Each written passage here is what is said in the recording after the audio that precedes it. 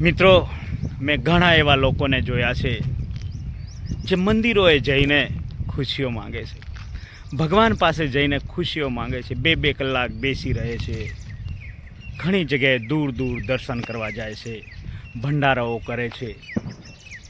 તો યાર, હું એવા લોકોને કહું છું, દેખો, એક મંદિર છે, એ ભગવાન છે, પગે લાગવું એ આપણો ધર્મ છે, આપણો ફરજ પણ છે. પણ જો મિત્રો ઘરમાં ખુશીઓ જોતી હોય ને, તો ઘરના લોકોને સારું લાગે એવું વર્તન કરો, ઘરના લોકોને સારું લાગે એવું કામ કરો. તમારા મા બાપને દુઃખી ના કરો, કોઈને આપણાથી કોઈનું દિલ દુખાય ને એવું ના કરો, કોઈ આપણાથી દુઃખી થાય એવું કાર્ય ના કરો. અને દરેક ઘરના લોકો સાથે હળી મળીને રહો. જે પણ ઘરમાં કામ હોય એના સહભાગી બનો, મદદરૂપ થાવ. તમને તમારા કુટુંબમાં, તમારા સમાજમાં જ્યાં પણ કોઈને જરૂર પડે ને ત્યાં મદદરૂપ થાવ. અને ખરેખર ખાસ જે લોકો તકલીફમાં છે ને એવા લોકોને હેલ્પ કરો, તો ખુશીઓ ખુશીઓ છે. જો મંદિરોએ ખાલી જઈને મિત્રો ખુશીઓ મળતી હોય ને, તો દરેક લોકો બસ મંદિરે જ જશે.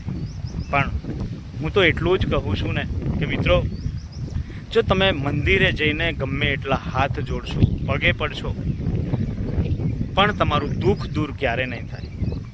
કેમ, જો તમારું દુઃખ દૂર કરવા માટે જો પૈસાની જરૂર હોય ને, તો કોઈ તમારા મિત્ર, તમારા ઘરના લોકોને યા તમારા ફ્રેન્ડ સર્કલમાં કોઈને પણ કહેશો કે યાર હું આ તકલીફમાં છું ને, તો એ વ્યક્તિ તમારી તકલીફ દૂર કરશે.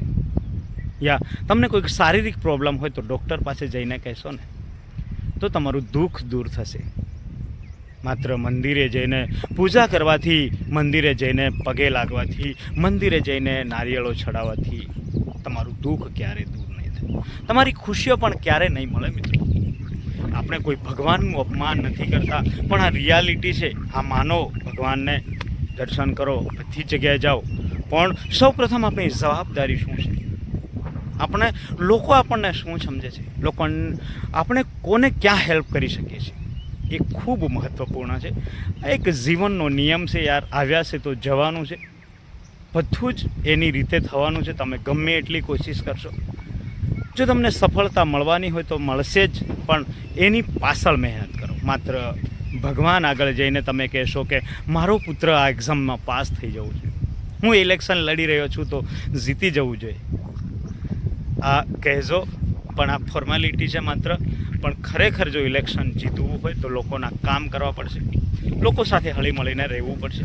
તમારા પુત્રને એક્ઝામમાં પાસ થવું હોય તો તમારો પુત્રને મહેનત કરાવવી પડશે, એ વિષય પર ખૂબ ધ્યાન આપવું પડશે, ત્યારે જ એ સફળતા મેળવશે. મિત્રો, જો મારો વિડીયો તમને સારો લાગ્યો હોય તો લાઇક, શેર, સબસ્ક્રાઈબ જરૂરથી કરજો. મિત્રો, બાય બાય.